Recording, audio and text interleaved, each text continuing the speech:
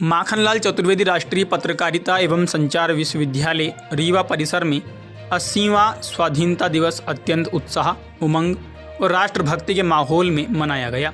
इस मौके पर परिसर में ध्वजारोहण कर महात्मा गांधी, स्वतंत्रता संग्राम सेनानियों एवं अमर शहीदों के चित्रों पर माल्यार्पण कर उन्हें नमन किया गया। कार्यक्रम में एडजंक्ट प्रोफेसर जयराम शुक्ला तथा परिसर निदेशक डॉक्टर सत्येंद्र डहरिया मुख्य रूप से मौजूद रहे। कार्यक्रम को संबोधित करते हुए जयराम शुक्ला ने कहा कि देश आज अपनी स्वतंत्रता के 80वें वर्ष में प्रवेश कर रहा है और यह समय महान सपूतों के त्याग व बलिदान को नमन करते हुए नए संकल्पों के साथ आगे बढ़ने का है। भारत अब छोटे सपनों के बजाय 2047 तक विकसित भारत के बड़े विजन को लेकर आगे बढ़ रहा है। आत्मनिर्भरता ही हमारे विकास का मूल आधार है। आज का भारत तकनीक, रक्षा, इलेक्ट्रॉनिक्स और सेमीकंडक्टर निर्माण के क्षेत्र में वैश्विक स्तर पर अपनी पहचान बना चुका है।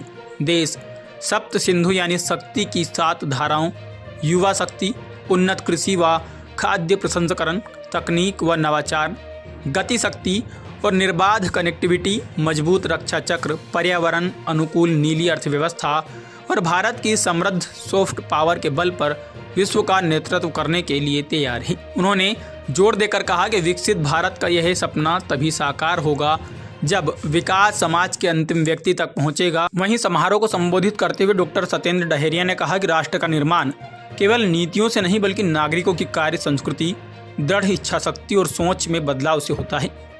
आज भारत स्वदेशी के मूल मंत्र के साथ वैश्विक चुनौतियों का सामना कर रहा है। सेमीकंडक्टर चिप्स से लेकर लड़ाकू विमानों और हाइड्रोजन ट्रेनों के निर्माण तक हर क्षेत्र में आत्मनिर्भरता का परचम लहरा रहा है। इस राष्ट्र निर्माण में हमारी मातृशक्ति और युवाओं की भूमिका सबसे अहम और बेटियां अब हर क्षेत्र में अग्रणी भूमिका निभा रही है। 2047 के लक्ष्यों को पाने के लिए हमारे युवाओं को तकनीक, AI और नवाचार के साथ साथ खेलों के क्षेत्र में भी वैश्विक नेतृत्व संभालना होगा। नशा मुक्त समाज का निर्माण और राष्ट्रीय सुरक्षा के प्रति सजगता ही शहीदों के सपनों के भारत का निर्माण करेगी। समारोह के दौरान विश्वविद्यालय के छात्र छात्राओं ने देशभक्ति से ओतप्रोत सांस्कृतिक कार्यक्रम और कविता पाठ प्रस्तुत किया। अंत में रीवा परिसर के समस्त शैक्षणिक व गैर शैक्षणिक स्टाफ तथा विद्यार्थियों ने विकसित भारत 2047 और नशा मुक्त भारत का संकल्प लिया। इस मौके पर परिसर के प्राध्यापक, अधिकारी, शोधार्थी एवं बड़ी संख्या में विद्यार्थी मौजूद रहे। रूप से देश के प्रत्येक कोने में घूम रहे हैं। तो ये जो आज आज़ादी है, इसका मोल हमको समझना चाहिए कि इसको पाने के लिए हमारे शहीदों ने, हमारे बलिदानियों ने कितना बड़ा त्याग किया है, बलिदान किया है और हमको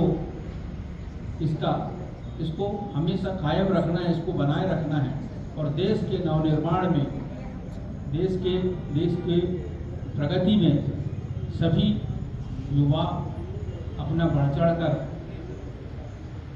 अपना योगदान देना चाहिए। अगला जो है वो स्वतंत्रता। आप सोचिए कि स्वतंत्रता क्या है। स्वतंत्रता आपको केवल किसी विदेशी शासन से मुक्ति नहीं है कि आपने विदेशी शासन से अपने देश को मुक्त कर लिया और आपका शासन है, ये तो है ही, लेकिन स्वतंत्रता आपको ये भी अवसर देती है कि आप अपने विचारों से, अपने प्रतिभा से, अपने कर्मों से और सकारात्मक तरीके से आचरण करते हुए अपने राष्ट्र की सेवा का अवसर भी आपको स्वतंत्रता देती है। ये अवसर आपको ब्रिटिश हुकूमत में नहीं था। स्वतंत्रता आपको राष्ट्र की सेवा का अवसर भी देती है क्योंकि आप अपनी प्रतिभा का उपयोग करके इस राष्ट्र के सर्वोच्च पद तक पहुंच सकते हैं और राष्ट्र और समाज की सेवा कर सकते हैं।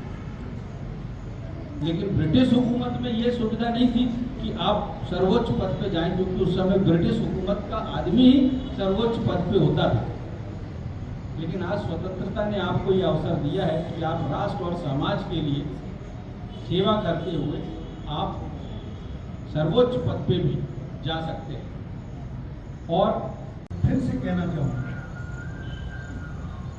कि हमको पश्चिम के जो प्रतीक है, यूरोप के जो प्रतीक है, जो थोपी हुई गुलामी है, थोपी हुई शब्दावली है, इनसे हम अपने आप को मुक्त करें। और जब कोई आपको जैन जी और जैन अल्फा के चक्रव्यूह में उलझाने की कोशिश करे तो कहिए कि हम अभिमन्यु के वंशधर हैं, हम विवेकानंद के वंशधर हैं, भगत सिंह के वंशधर हैं, हम वैभव सूर्यवंशी के साथी हैं, भाई हैं, हम हिंदुस्तान की तरुणाई हैं। बच्चों, बहुत खुशी ये हो रही है कि जिनने इस साल प्रवेश किया है उनकी संख्या ज़्यादा है यहाँ उपस्थित है। जिनको उपस्थित होना चाहिए उसमें से बहुत से चेहरे नहीं दिख रहे हैं नहीं, तो कारण होगा। लेकिन इतना वक्त तो हमको अपने संस्थान के लिए, देश के लिए, और इसलिए मैं हमेशा